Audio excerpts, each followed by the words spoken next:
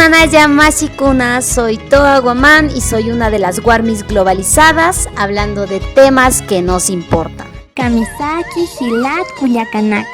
¿Cómo están, hermanos y hermanas? Soy Ilse Mina y también soy parte de las Warmis globalizadas. Muy contentas de abrir este espacio de diálogo. Hoy, 20 de enero, hacemos el estreno oficial de nuestro primer episodio. Bienvenidos. Bienvenidos y bienvenidas a nuestro programa. El día de hoy vamos a hablarles sobre la exclusión, memorias y luchas políticas. ¿Qué quiere decir este tema? Que este programa está vinculado mirándonos desde el contexto en el que vivimos, desde las mujeres y las nuevas miradas como mujeres podemos dar a estos procesos políticos. Nos ayuda a poder recordar nuestro pasado y de alguna manera traerlo al presente y poder hablar desde ahí. Van a estar divididos en 8 subtemas. El dilema y la exclusión, una mirada desde América Latina, el nosotros y los otros en exclusión, el sentido de pertenencia y la exclusión, memorias y lucha política, los vehículos de la memoria, fechas, conmemoraciones y lugares, los dueños de la memoria, la legitimidad de la palabra y vamos a hacer un contexto final para terminar. Este texto que nos parece importantísimo para entendernos y trabajar con la memoria. Bueno, vamos al tema. Sí. Vivimos en una era de cambio rápido y permanente, de sensaciones evanescentes y donde el cambio rápido puede provocar situaciones de desarraigo. ¿Qué quiere decir esto? Es que son producidas ya sea por desplazamientos o por migraciones, en muchos casos económicos, políticos, que son del gobierno que los expulsa de alguna manera para buscar nuevas condiciones de vida en otros países. También todo este proceso de desarraigo les llevan a una búsqueda renovada de raíces, en un sentido de pertenencia hacia una comunidad. En toda esta búsqueda de nuevas raíces de identidad, también entendemos que hay una vigencia de los derechos humanos, tiene que reconocer la condición humana y establecer estructuras institucionales que lo garanticen, que garanticen los derechos humanos de estas personas que están en estos procesos de desterritorialización. Hay tensiones entre los principios de igualdad y de diferencia, de la igualdad entre seres humanos en el contexto de igualdad de dignidad, igualdad de oportunidades, igualdad frente a la ley, también en el reconocimiento de las diferencias étnicas, culturales, de opciones entre estilos de vida, el acceso a bienes culturales estarían por el lado del campo de la igualdad y cuando hablamos y demandamos respeto a la diversidad estaríamos en el campo del reconocimiento de un principio no jerárquico de diferencia. ¿Cómo lo piensas tú, ya que estos procesos están siendo trabajados desde nuestros territorios y cómo lo está viviendo allá también? Vamos con Ilse. Muchas gracias, Toa, por abrir el espacio. Feliz de ser una más de las Warmis globalizadas. Entrándonos al tema que comentabas y tal vez viendo hacia una mirada más desde América Latina, considero que es también sentir y vivir que por mucho tiempo la desigualdad y la polarización social ha estado presente, ¿no? La mala distribución de recursos ha generado esta pobreza, esta desigualdad y ha creado, ¿no?, esta escasez y esta ausencia de recursos económicos en el desarrollo de nuestra sociedad. Frente a los altos índices de pobreza que existen en nuestra región, que existen en nuestros países, las diversas formas de discriminación y exclusión social perviven en nuestra realidad y entendiendo tal vez la exclusión como aquella ausencia de reconocimiento social y político, ¿no?, como parte de una comunidad. A pesar de todo ello, la pobreza resulta ser un fenómeno que representa carencia, pero también nos da un sentido de riqueza cultural respecto a diferentes maneras u otras formas de vida en la que uno puede vivir. Tanto la pobreza como la exclusión plantean este desafío de ideales de la ciudadanía, ¿no? En el caso de Bolivia, los procesos de lucha aún continúan y durante mucho tiempo se ha trabajado en este tema de eliminar cualquier forma de discriminación y ha generado convenios de igualdad sin distinción. Sin embargo, la mala distribución de recursos continúa, ¿no? Y a pesar de que haya leyes concretas respecto a esto, el panorama aún sigue siendo el mismo. La historia de la humanidad es la sucesión de relaciones sociales, políticas entre sociedades y culturas.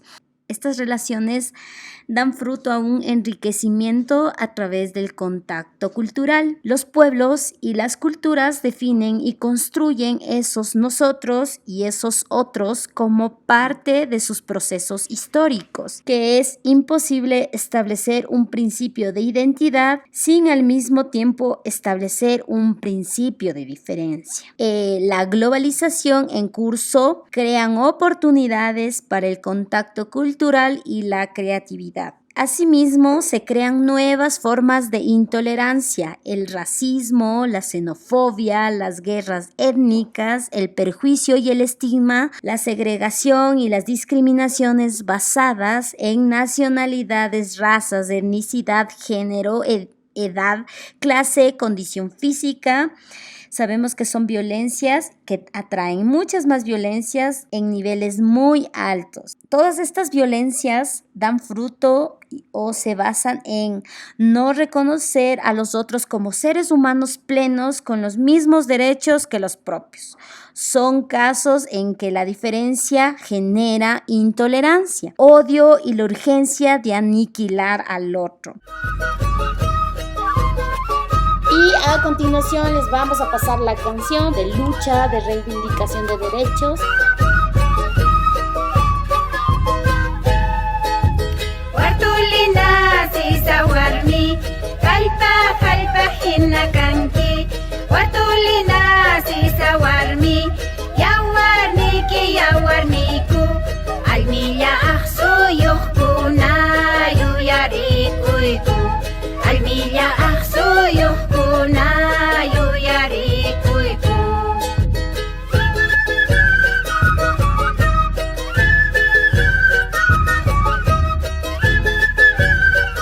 Bueno, continuando con lo que nos compartías, Toa, creo que también analizar el sentido de pertenencia y la exclusión es importante. Este sentido de pertenencia, entendido como la necesidad y la capacidad de esta interacción integrar o que se puede crear, son efectivamente el núcleo de la condición humana, ¿no? Sin embargo, analizar, pensar en estas diversas formas de discriminación y exclusión social también se remontan en escenarios de opresión en la historia, ¿no?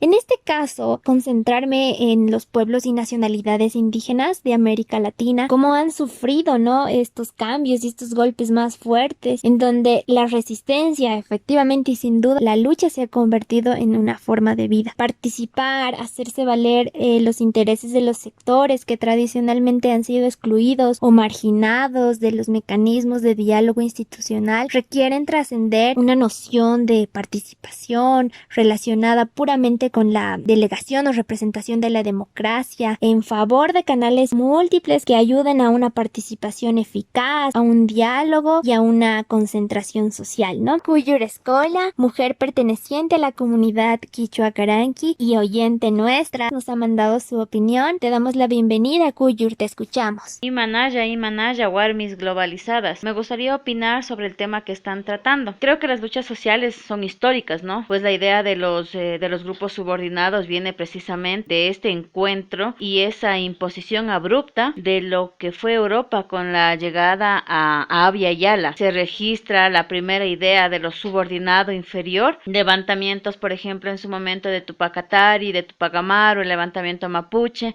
algunas rebeliones de estos grupos catalogados como subordinados o inferiores van adquiriendo distintas características, ¿no? De acuerdo a la época histórica en la que se viva.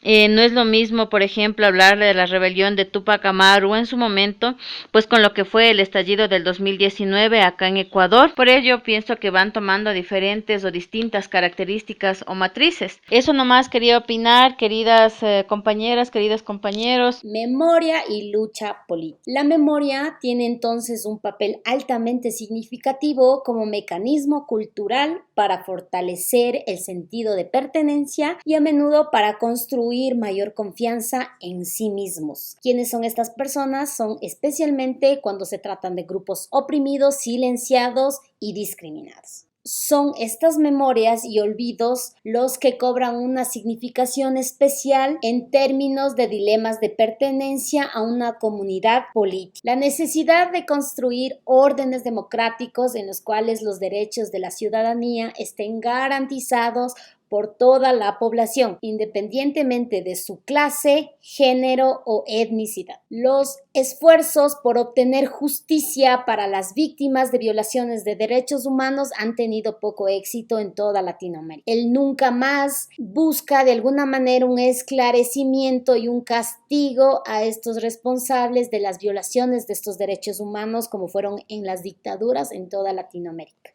La memoria establece un mínimo de distancia entre el pasado y el presente. Estas memorias y estas interpretaciones son también elementos claves en el proceso de la reconstrucción de la identidad individual y colectiva en sociedades que emergen de periodos de violencia y trauma. Todas estas estrategias culturales específicas para incorporar el pasado en las perspectivas sobre el presente y el futuro. En este espacio de la memoria se convierte en un espacio de lucha política. Las conmemoraciones colectivas cobran importancia política como instrumento para legitimar discursos.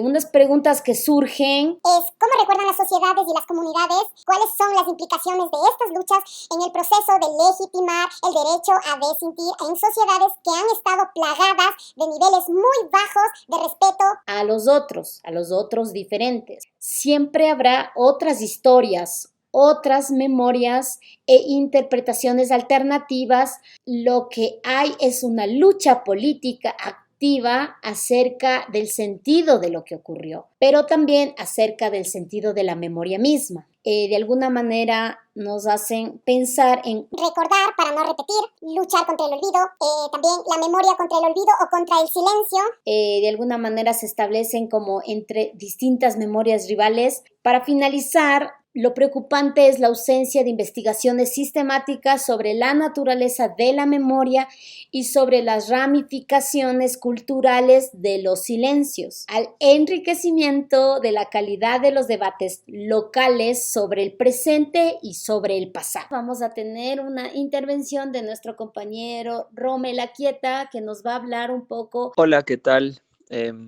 Bueno, quiero empezar por agradecer la invitación a este gran programa, a este espacio tan importante en el tiempo actual de las Warmis globalizadas. Creo que alrededor del tema de la memoria y la lucha política, como bien se ha reconocido o bien han reconocido muchos analistas culturales, existe en la actualidad una explosión de la memoria, sobre todo dentro del mundo occidental contemporáneo. Ha empezado a generar un tipo de narración del pasado en donde se reconoce al otro, que sobre todo ha ido reestructurando la idea de lo que significa tener una cultura de la memoria, hacer un acercamiento a la realidad ecuatoriana, nuestra realidad nacional, de memoria muy efímera alrededor de lo que tiene que ver con uno de los casos emblemáticos del Ecuador. Acaban de cumplirse recién este 8 de enero 33 años de la desaparición y muerte de los hermanos Restrepo. Esto sobre todo entendiendo el papel que juega la memoria en este sentido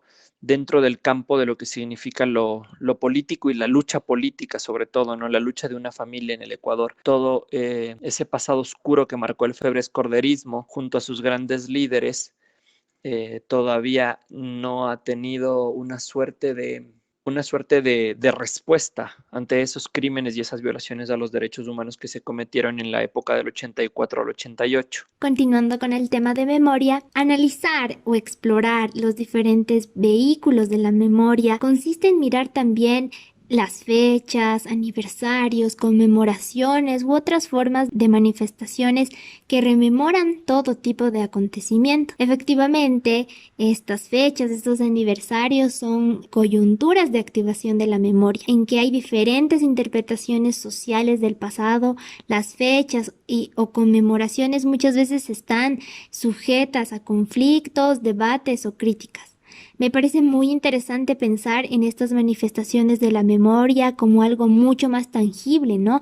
Pensar desde la subjetividad y un nivel más simbólico que cada vez se hace más visible, considerando también que este tipo de manifestaciones se están empezando a plasmar o ya están plasmadas en un espacio determinado.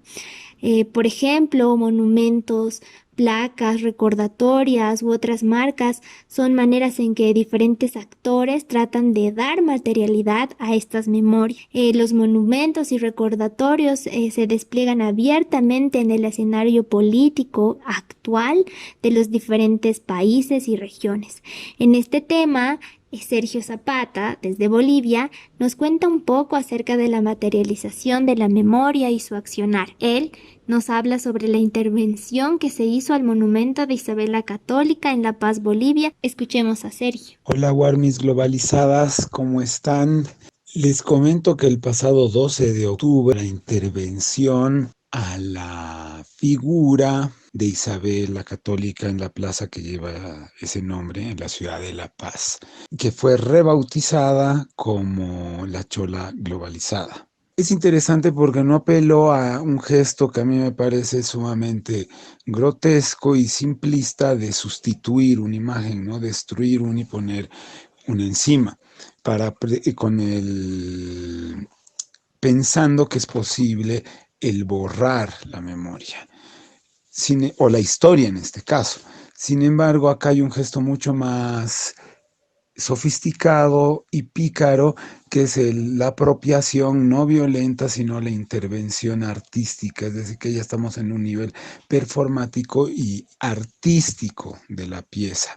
Las familias bolivianas que vieron eso en los noticieros al mediodía o escucharon o leyeron a lo largo de esa jornada, es que se hicieron la pregunta de qué sentido tiene tener esa estatua en el centro, en el corazón de la ciudad de La Paz, en una sociedad que se reconoce a sí misma en un proceso de descolonización desde hace 10 años, o al menos eso dice el texto constitucional del Estado plurinacional. Así que creo que esa es la mayor virtud, el poder activar mecanismos de discusión en la sociedad civil y a la vez que el debate llegue al lugar donde se debe debatir. Los dueños de la memoria, la legitimidad de la palabra. Como sabemos, los dueños de la memoria tienen relación con el poder. ¿Quién tiene el poder de decidir o de decir qué y cuáles son las memorias que deben ser llevadas a otros niveles o de conmemoraciones? Y entonces en este proceso hay un dilema o contradicción central: concebir una diferencia esencial entre quienes vivieron la experiencia en carne propia y los otros implica un intento de mantener la diferencia de la autoridad y de la legitimidad. Hay víctimas directas, están quienes empatizan y los acompañan, quienes tratan de escucharles y contribuir a su alivio y a la lucha por la justicia. También sabemos que las huellas traumáticas pueden también no ser escuchadas o negadas por decisiones políticas o por falta de una trama social que les quieran transmitir. En todo este proceso existen actores privilegiados con una autoridad legítima para hablar, o sea, quienes tienen el poder, este poder simbólico de decidir cuál deberá ser el contenido y la forma de expresión de la memoria. En este proceso entran los medios de comunicación también, como los que tienen el poder de decidir cómo se muestra tales acontecimientos y rememorar o no hacerlo tales cosas. Envío un saludo fraterno al programa de las Warmis globalizadas, una opinión diferente, un punto de vista alternativo. Creo que es importante contar también la verdad de los hechos en la lucha social, y para contar eso se relaciona fundamentalmente con el criterio de verdad. ¿Quién tiene la verdad de esos actores? ¿Fueron solamente los que murieron, las familias de los que murieron? ¿Fueron la policía que reprimió? Ellos tienen la verdad. ¿Quiénes tienen la verdad? Mahacha Comantawimpi, Chiquisincama. Me despido con un fuerte abrazo y muchos besos. Saludos hasta Ecuador. Les mandamos muchos abrazos, muchos besos. Nos vemos en el próximo capítulo. Los esperamos a todos y todas. Que les vaya bien. Chao. Las Warmis globalizadas quieren enviar un especial saludo a Carolina Romero y a todos los maestrantes del área de comunicación y visualidad. Muchas gracias por escucharnos.